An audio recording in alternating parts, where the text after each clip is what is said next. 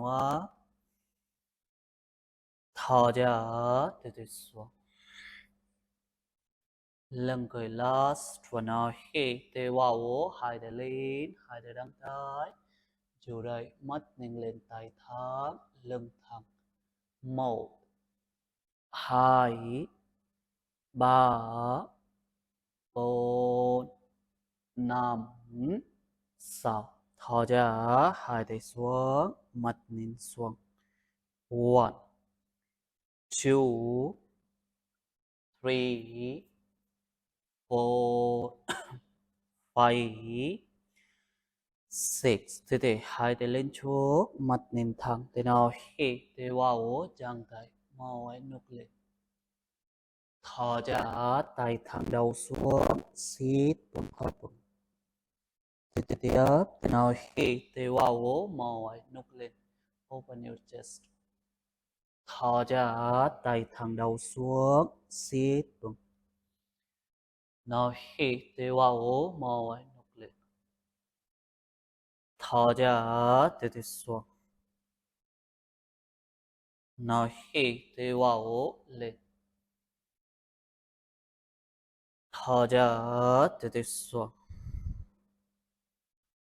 lưng cười last và nào khi thế wow màu ai nục lên chiều đây một hai ba bốn năm sáu thò ra hai tay thẳng đầu xuống sit vững hộp vững chiều đây một hai ba bốn năm sáu thế thì hai tay sang ngắn hai tay gập tay xoay quay rotate your shoulder one two three four five six thế thì nhấc lại six five four three two and one hai tay lên cao thì nó hít thì wow thò ra tay chạy nằm quỳ tay phải then slowly bên chạy mắt mình lên tay thẳng nó hít thì wow thò ra đổi bên slowly từ bên phải một lần nữa nào hít thì wow thò ra bên chạy tay thẳng tay phải thẳng nào hít thì wow lên thò ra bên phải tay chạy thẳng lưng cười last và nào hít thì wow thò ra từ bên trái dù đây mắt nhìn lên tay phải thẳng từ xuống một hai hít thò bên thẳng ba bốn năm sáu thì nào hít thì wow thò ra đổi bên one two three four five six hai tay lên lưng thẳng rồi nó hít thò ra sang chạy tay trái sáu nằm đùi phải lưng thẳng nó hít thì wow lên hai tay lên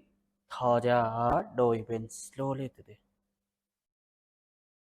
một lần nữa nó hít thì wow thò ra từ từ xuống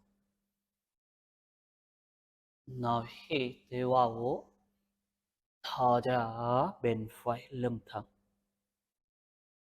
lưng cười last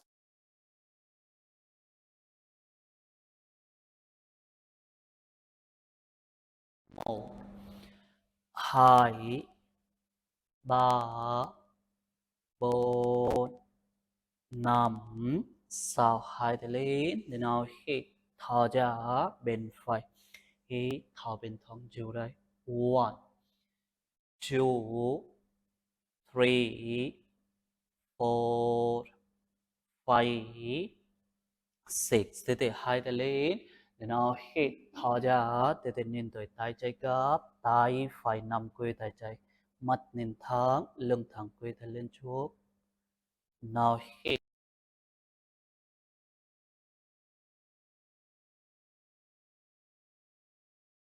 quỳ quay tay lên chụp mắt nhìn thẳng. Haskell rồi. Now hít từ vào nhìn tới cổ lên cổ. Đây cặp tay trái slowly từ mắt nhìn thẳng. Now hít từ vào thở ra slowly từ một lần nữa. Now hít từ vào thở ra tay trái slowly từ mắt nhìn thẳng cổ. Now hít từ vào thở ra tay phải cấp slowly từ mắt nhìn thẳng quay tay lên chụp. Lần cuối last one. Now hít từ vào thở ra slowly từ bên cái mắt nhìn thẳng chiều đại hít thở bên thẳng. 1 2 3 4 5 6. Từ nào hít từ vào thở ra đôi bên slowly từ tay phải cấp mắt nhìn thẳng. 1 2 3 4 5 6. Hai tay lên. Từ nào hít từ vào mắt nhìn lên đầu lên. Thở ra hai tay sau lưng, hai tay đằng trái cúi xuống bend forward slowly. Một lần nữa. Nào hít từ vào lên, hai tay lên, đầu lên, mắt nhìn lên. Thở ra từ từ xuống, hai tay sau lưng đằng trái, mắt nhìn xuống. Lần cuối last one. Nào hít từ vào lên, hai tay lên, mắt nhìn lên chiều đây. 1 2 3 4 5 6. Thở ra hai tay sau lưng, hai tay đằng trái, từ từ tay lên cao đầu xuống. 1 2 3 4 5 6. Đầu lên, hai tay lên. Nào hít thở ra hai tay xuống, chân thẳng, lắc chân lắc tay, relax. Ok, từ từ trang trên, slowly từ từ chân thẳng, lưng thẳng, mắt nhìn thẳng. Hai tay lên. Nào hít từ vào thở ra chân trái nằm gót trên, đầu xuống, đầu chắp chân. Nào hít từ vào lên, thở ra đôi bên slowly từ từ bên phải. Một lần nữa. Nào hít từ vào thở ra sang trái, chân thẳng, lưng thẳng. Nào hít từ vào lên, thở ra bên phải. Lần cuối nha, last one. Nào hít từ vào thở ra từ từ xuống, chiều đây hít thở bên thuận, chân thẳng, lưng thẳng. 1 từ từ chiều. 2 3 4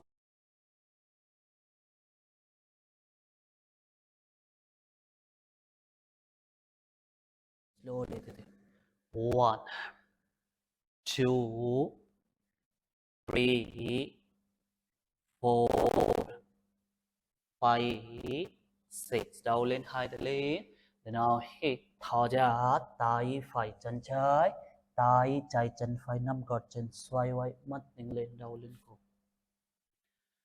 Nào hít từ vào lên, hai tay lên. Thở ra đôi bên tay trái chân phải, tay phải chân trái. Từ từ tiếp. Nào hít từ vào thở ra từ từ xuống, nhìn bên trái. Nào hít từ vào lên, thở ra đôi bên slowly từ từ nhìn bên phải. Một lần nữa. Nào hít từ vào thở ra từ từ xuống, nhìn bên trái.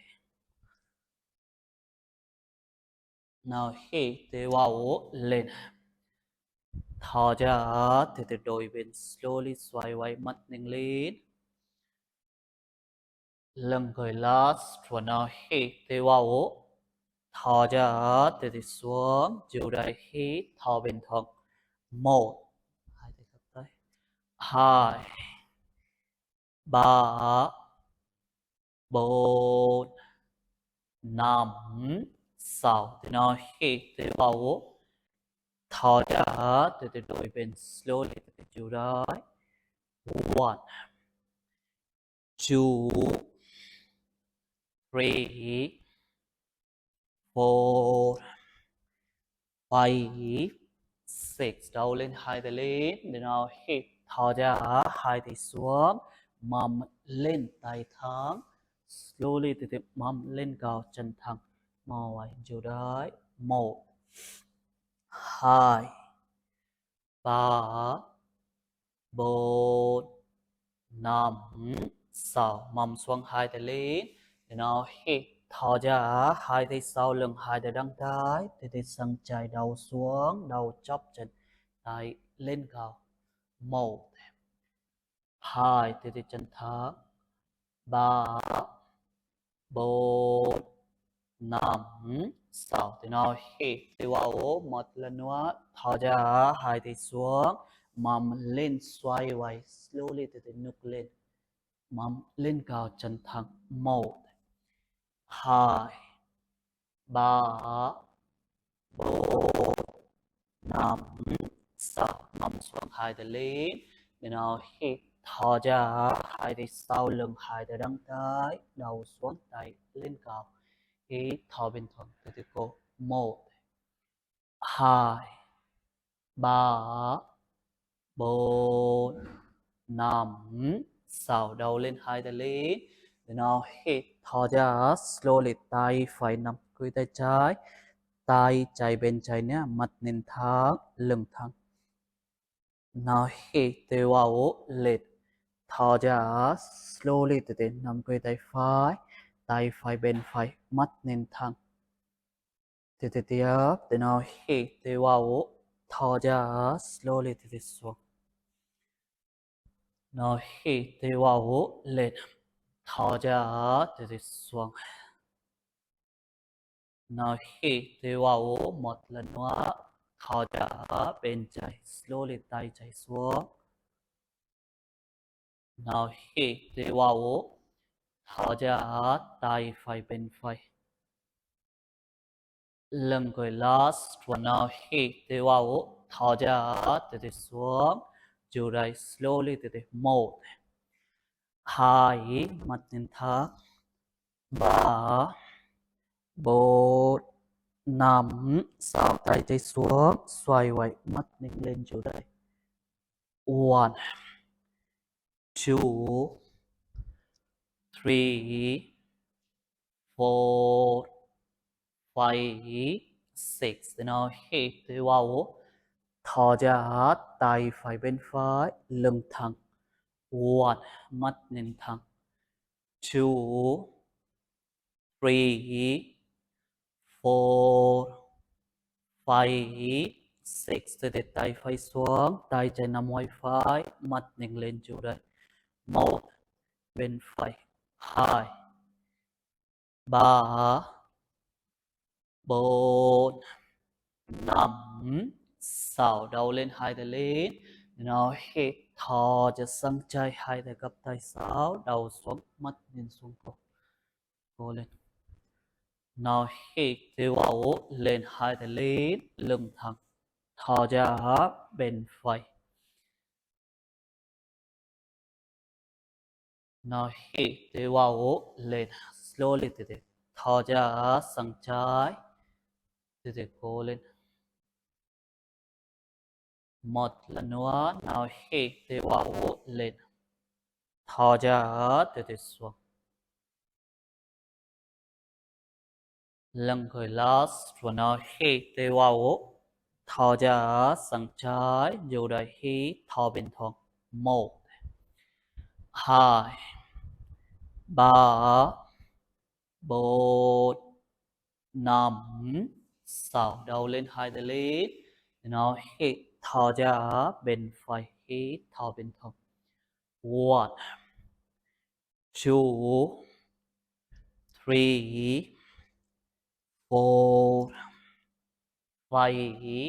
6 đầu lên hai tay lên nó hít thở ra cúi xuống bên forward hít thở bình thường tay thẳng lưng thẳng, từ có cầm xuống, ngực xuống, mắt nhìn thẳng. 1,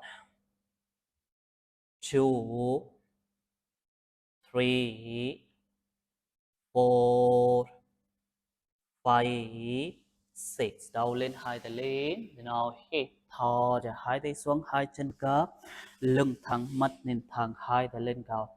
Nào hít thò ra, tay chạy xuống, mà mình lên, xoay quay, mắt nhìn lên, cô lên. Từ mông xuống, hai tay lên. Nào hít vào, thò ra, bên phải tay chạy nắm gót trên, slowly từ mắt nhìn sau. Nào hít vào, hai tay lên, thò ra, tay phải xuống, mông lên. Từ mông xuống, hai tay lên. Nào hít vào, thò ra, sang chạy tay phải chân chạy nắm gót trên, tay chạy sau. từ lưng coi last one. Nào hít vào, thò ra, tay chạy xuống, mông lên, tay chạy.